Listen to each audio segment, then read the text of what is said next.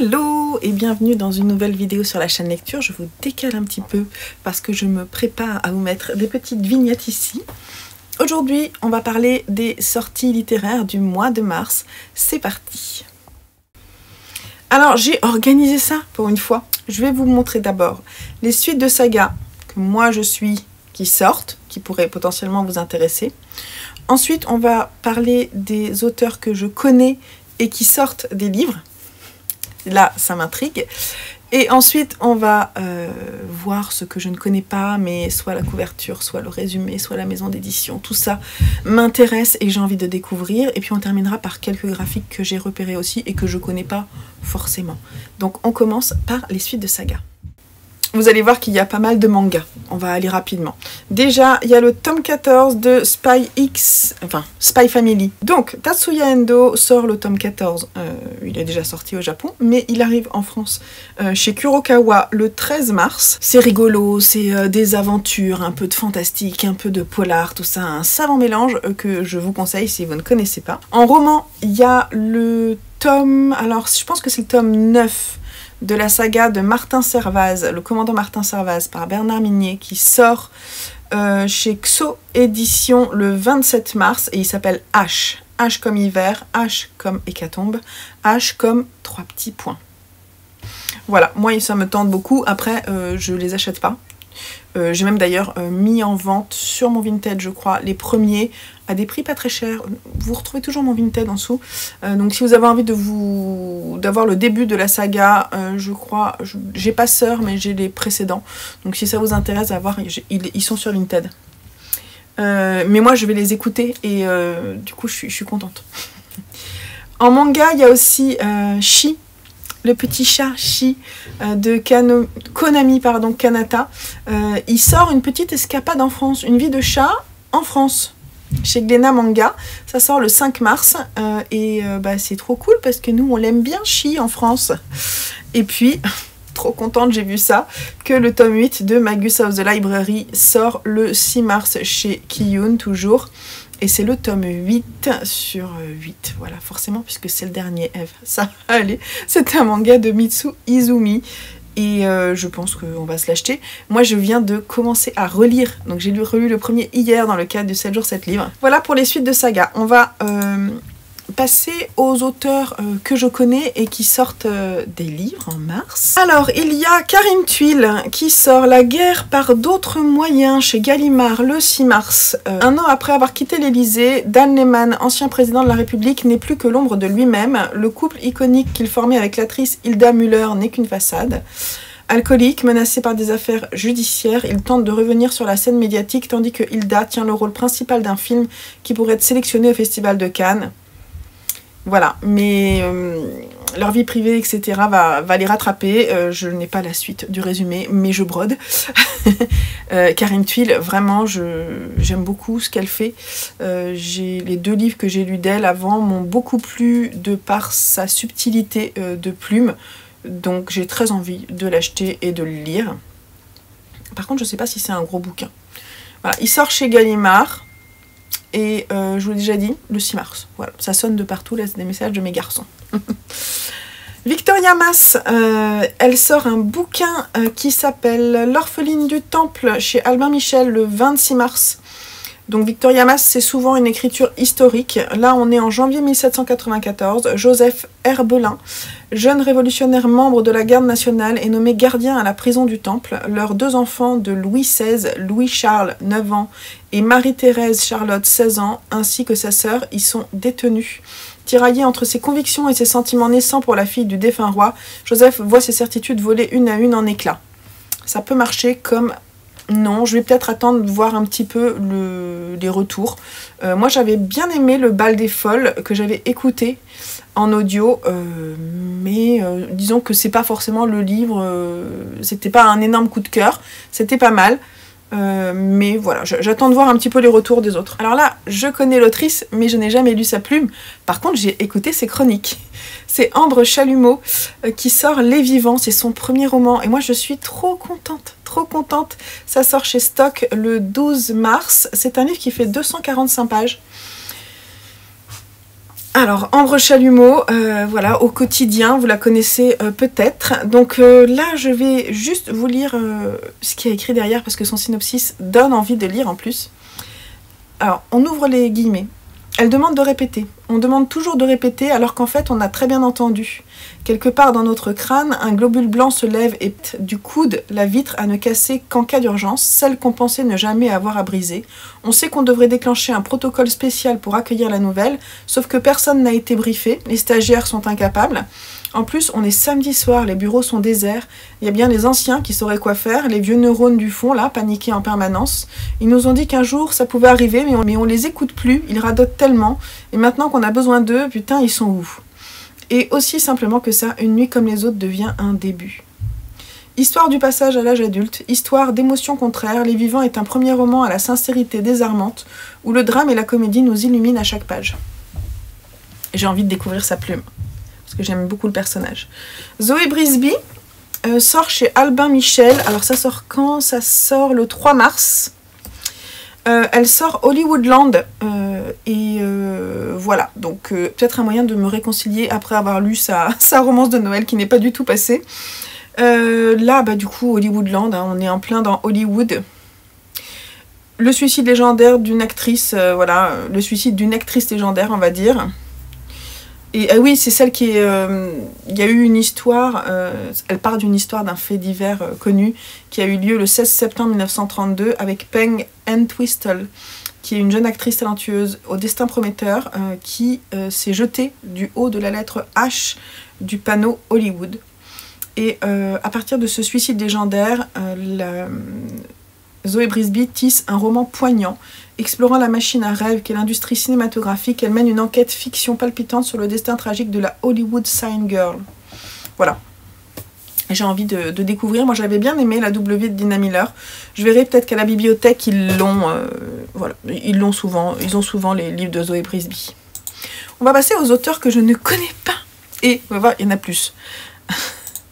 Parce que comme on ne connaît pas, forcément, on est intrigué, hein, c'est sûr. Alors, cette couverture est splendide, ça s'appelle La Ruche de Nicolas Lebel, ça sort au Masque le 5 mars. Et, qu'est-ce que je peux dire? On est à Genève, un homme en costume s'arrête devant un sans-abri, lui donne son portefeuille, tous ses vêtements, et s'éloigne nu, une arme à la main. À travers la vitre d'un restaurant, il fait feu sur un client avant de retourner l'arme contre lui. Strasbourg, une femme en accoste une autre dans la rue avant de l'abattre et de se donner la mort. Même modus operandi, pardon. Pourtant, les tueurs ne se connaissaient pas et ne connaissent pas leurs victimes. À la tête des Furies, un groupe d'assassins professionnels, Alecto comprend aussitôt, quelqu'un en veut à son business, peut-être même aux Furies. Mais qui? Avec son équipe, dont l'indomptable Yvonne Chen, il fait face à une bande de tueurs d'un genre nouveau, pourvu d'aussi peu de scrupules que lui, et tente de sauver sa peau à l'heure où les Furies doivent affronter la ruche. Ça m'a l'air un peu obscur, mais c'est peut-être pas mal à voir. J'ai dû fermer la porte parce qu'il y a des bruits de travaux. J'espère que c'est pas trop gênant pour vous, sinon je retournerai la vidéo. Alors, on a le bouquin Fils prodigue de Colin Barrett qui sort chez Payot et Rivage le 5 mars également. Là, ça a l'air... En fait, Sally Rooney, elle met en avant, elle dit un roman à lire, mais surtout à vivre. Ça a l'air d'être un peu... comment dire, un peu comme Le Gang des rêves, vous voyez. Apparemment, il a écrit il y a 10 ans Jeune loup que je n'ai pas lu. Moi, j'aurais dit qu'on était en Irlande, mais je me trompe peut-être. Gab et Sketch, deux petits escrocs du comté de Mayo enlèvent Doll English, le jeune frère d'un homme du coin qui leur doit quelques milliers de dollars pour des dettes de drogue. Ils se terrent pour le week-end chez Dave, une âme troublée et introvertie dont la ferme isolée constitue un endroit idéal pour garder un otage. Un roman d'atmosphère typiquement irlandais qui capture parfaitement la claustrophobie d'une vie passée dans les quartiers populaires. Avec ses personnages de voyous à la Manque façon William Boyle, Colin Barrett émeut et nous touche au cœur, sélectionné sur la longue liste du Booker Prize 2024. Ce bouquin, il a l'air d'être franchement pas mal. Là, j'aurais pu dire que je connaissais l'autrice, mais en fait, je ne l'ai jamais lu. C'est Bora Chong qui a écrit, si je ne dis pas de bêtises, Lapin maudit. Je ne suis pas sûre de moi. Elle sort une série de 7 histoires fantastiques qui s'appelle La Ronde de nuit. En fait, c'est un roman, mais il y a 7 histoires fantastiques autour d'un même endroit qui est un institut de recherche spécialisé dans les phénomènes paranormaux. C'est tout ce que je sais. Ça sort chez Payot et Rivage le 5 mars également. Et en fait, ça me donne très envie. Cette couverture, je la trouve très belle, mais inquiétante. Et ça me tente vraiment. Un bouquin dont l'histoire pourrait me toucher. Ça s'appelle Refaire l'amour de Xavier de Moulin. Son nom m'est pas inconnu, mais je ne sais pas ce qu'il a écrit d'autre. On est chez Flammarion et ça sort le 5 mars. Et il y a écrit rapidement « Ai-je ma part dans ta chute? Cette question me hante. Je le crois, Olivier, et ça me tue. Une partie de moi se sent complice de ce que tu as fait. Dis-moi que je me trompe, dis-moi que c'est faux. Sors-moi de là, nom de Dieu, tu me dois bien ça. » 18 mois après un drame, une femme revient dans la maison familiale, là où les souvenirs se heurtent au silence. Roman intime et bouleversant, hymne à la rage de vivre, Refaire l'amour est un texte magnétique sur la puissance de l'amour et la force de la résilience. Je sais pas, je suis embarquée par la 4e de couverture, mais c'est pas forcément évident de se faire un avis. Ce livre, c'est le sujet qui me plaît, ça s'appelle Parmi toutes les autres d'Hélène Vessier. Peut-être que je me décale un peu. Ça sort chez... C'est impossible à dire ça. Ça sort chez Buchet-Chastel. Allez-y, dites-le derrière vos écrans, c'est pas facile. Le 6 mars. C'est un roman très court, hein, puisqu'il fait moins de 200 pages. Et on est autour, vous savez, de la figure de cette danseuse de Petit Rat de l'Opéra de Paris, qui a été peinte par Edgar Degas, donc qui est en couverture de ce livre. Et rien que ça, moi en fait, ça me tente. Je vais pas forcément vous en dire plus, mais il y a eu une histoire entre eux et j'ai envie de savoir. Ça pourrait plaire à ma mère aussi.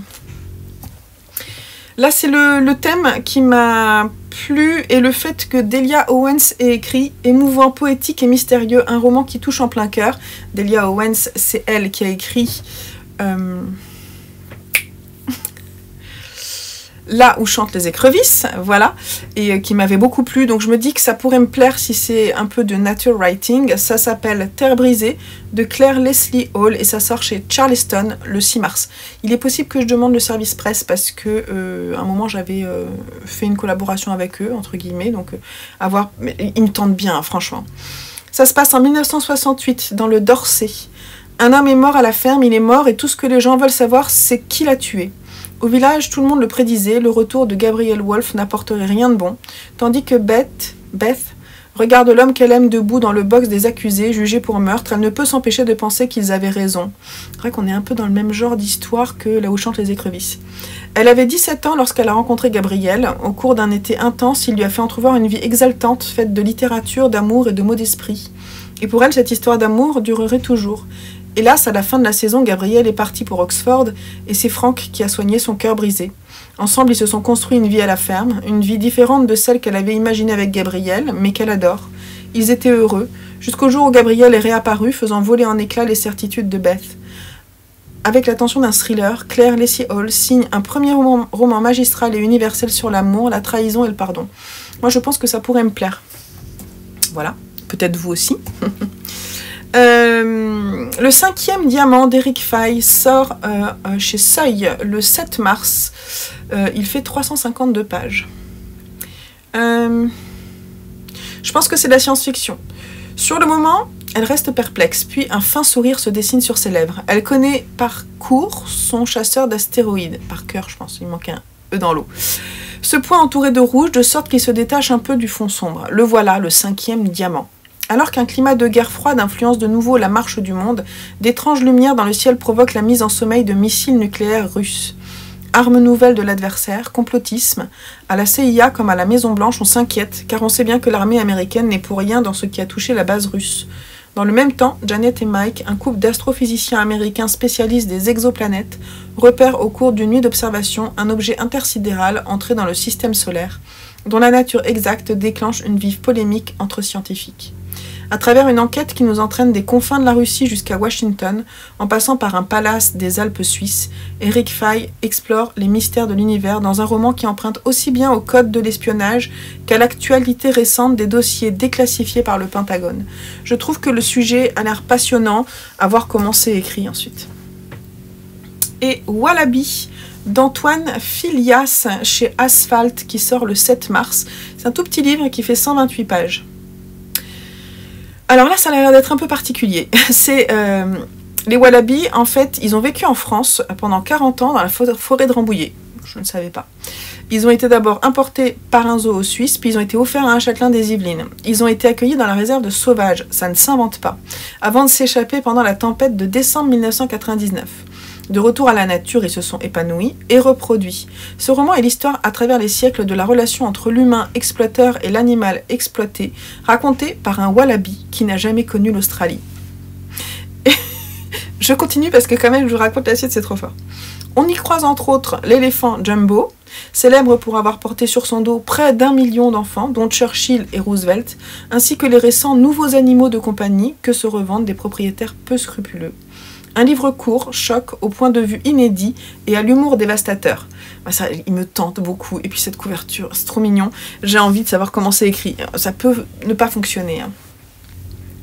Et celui-ci aussi, alors là on fait un grand écart, c'est Armure de Stéphanie Hocher qui sort chez Payot et Rivage. Bah, dites donc, il y en a pas mal, je vais peut-être essayer de les contacter, mais ça m'étonnerait, je pense que c'est quand même une grosse maison d'édition, ça m'étonnerait qu'ils envoient des services presse facilement à voir. Mais bon, ça se tente.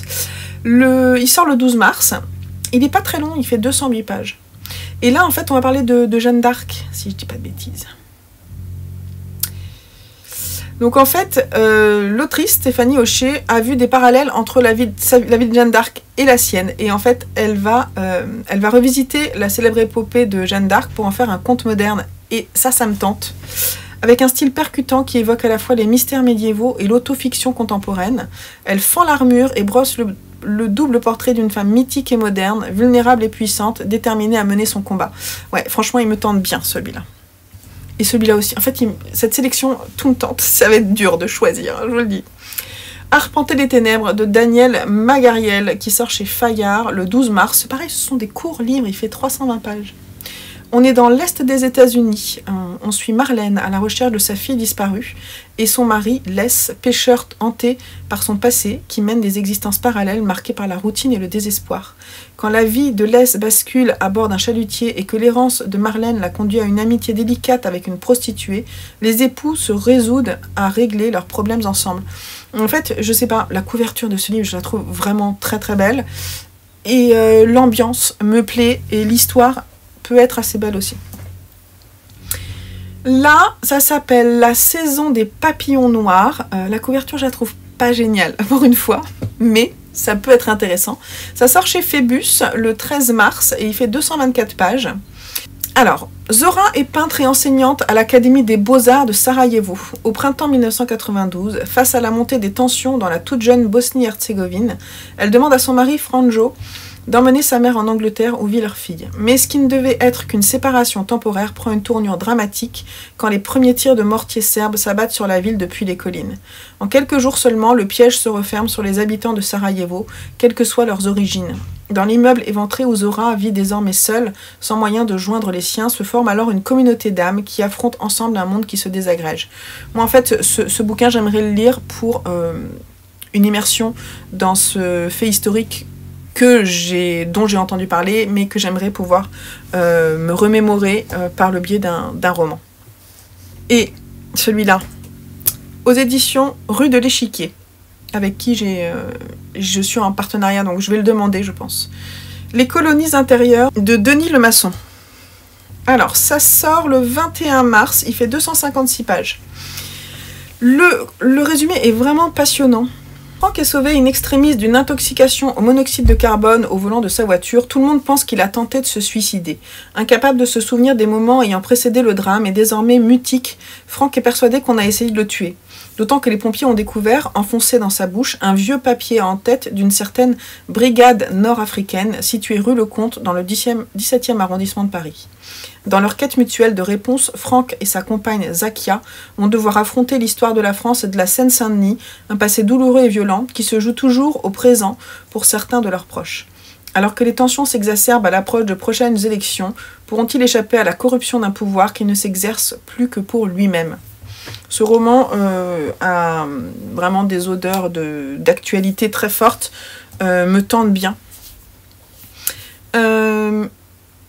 Là, on est chez Albin Michel et on a le roman 22 longueurs de Caroline Wall, que je ne connais pas bien entendu. Ça sort le 3 mars 2025. Là, c'est aussi l'histoire qui me semblait intéressante. Les journées de Tilda sont strictement rythmées, étudier, tenir la caisse du supermarché, nager tous les soirs, s'occuper de sa petite sœur Ida et les mauvais jours de sa mère alcoolique. Elles habitent un immeuble triste d'une petite ville que Tilda déteste. Ses amis sont partis depuis longtemps. Ils vivent à Amsterdam ou à Berlin. Seule Tilda est restée, car quelqu'un doit être là pour Ida, pour gagner de l'argent et assumer les responsabilités. Mais un jour, les choses commencent à bouger. Tilda se voit proposer un poste de doctorante à Berlin. Un avenir se dessine, prometteur de liberté. Et Victor, le grand frère d'Ivan, un ancien ami de Tilda, apparaît dans sa vie. Victor, qui à la piscine, nage toujours 22 longueurs comme elle. Tilda croit déjà que tout pourrait s'arranger quand la situation à la maison devient soudain hors de contrôle. Ce roman, la quatrième de couverture, m'appelle. J'ai envie de savoir ce qui se passe. J'ai déjà envie de connaître ces personnages. Donc voilà, j'ai très envie de le lire. Et pour terminer, on va parler de quelques graphiques. Alors, La Meute. Alors, La Meute de Grégory Delaunay, ça sort chez Delachaux et Niestlé, que je ne connais pas, maison d'édition que je ne connais pas, ça sort le 7 mars. Il est fait par une association qui s'appelle Lapa Lapa. Je pense que ça s'écrit comme ça, je vous l'écrirai là. Elle défend les sans-voix de la faune sauvage, donc les loups, les ours, les renards, les blaireaux, etc.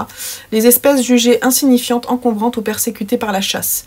Elle mobilise l'opinion publique, interpelle les élus et sensibilise tous les publics à la nécessité de protéger les milieux et les espèces. Voilà. Bref, et le livre-là, et dans ce cadre-là, il n'y a pas plus que ça d'écrit, mais je pense que ça peut vraiment être intéressant, j'aimerais pouvoir le feuilleter, et puis voilà, c'est des animaux que je trouve passionnants, donc ça pourrait être bien. Là, on a Regard de J. Personne. Regard, en fait, c'est l'histoire d'un jeune, Luc, qui va perdre la vue. Et en fait, cette BD a l'air d'être assez conceptuelle sur la façon dont on pourrait représenter ce handicap de façon visuelle. Donc ils disent que c'est autant en noir et blanc que pop. Moi, j'ai qu'une envie, c'est de la feuilleter, voir ce qu'il en est. C'est une grosse BD, hein, donc c'est un roman graphique qui fait 192. C'est l'histoire aussi de réapprendre à vivre avec un corps qui change. Voilà. C'est apparemment aussi quelque chose qui est très difficile d'un point de vue psychologique, donc la santé mentale, etc. Tout m'intrigue. Il faut que je puisse la voir en librairie quand elle va sortir. Le 12 mars chez Glénat. Je la feuilletterai, voir ce que ça donne. Quelques battements d'ailes de Tiffany Van de Ginst, je ne sais pas comment ça se prononce.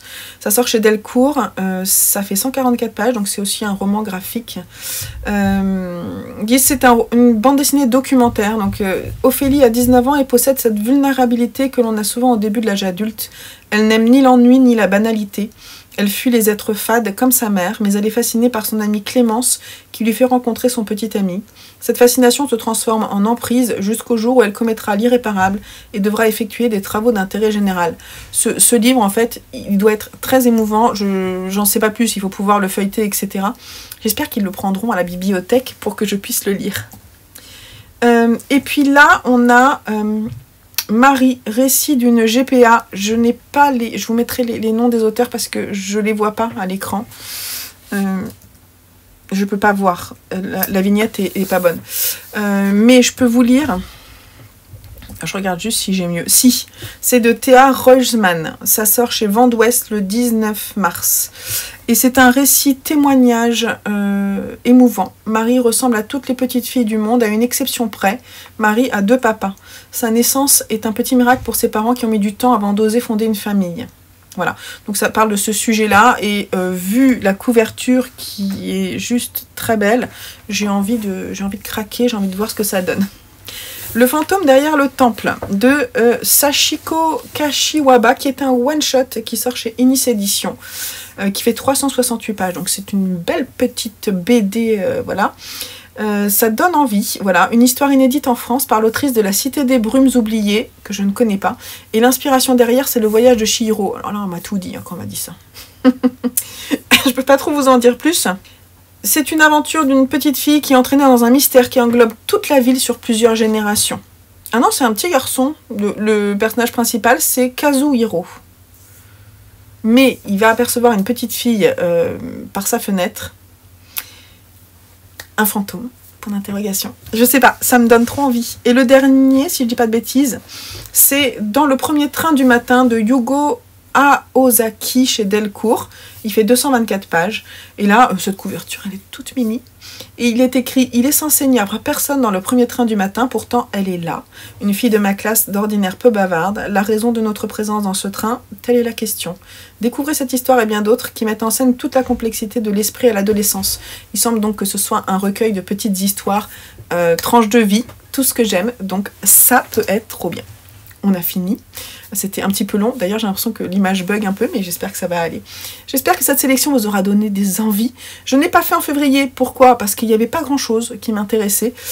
Donc, c'était pas parce que par manque de temps ou de flemme. C'est juste que j'avais pas assez à vous présenter. Là, il y a plein de choses qui sortent et qui me tentent. J'espère que vous, ça vous intrigue aussi. Moi, je sais déjà à peu près ce que je vais m'offrir. Et offrir aux garçons. Les suites de saga, c'est sûr, même si c'est pas tout de suite, on va se les acheter. Et puis, il y en a plusieurs qui me tentent. Et vous, dites-moi en commentaire lesquels vous ont le plus attiré dans mes présentations et si vous avez repéré d'autres choses aussi, ça m'intéresse. En attendant, je vous fais des gros bisous. J'espère que cette vidéo vous aura plu. Si c'est le cas, n'oubliez pas le petit pouce en l'air pour soutenir ma chaîne. De vous abonner si c'est pas fait aussi. Et puis, on se retrouve très prochainement. En attendant, bonne lecture. Bye bye.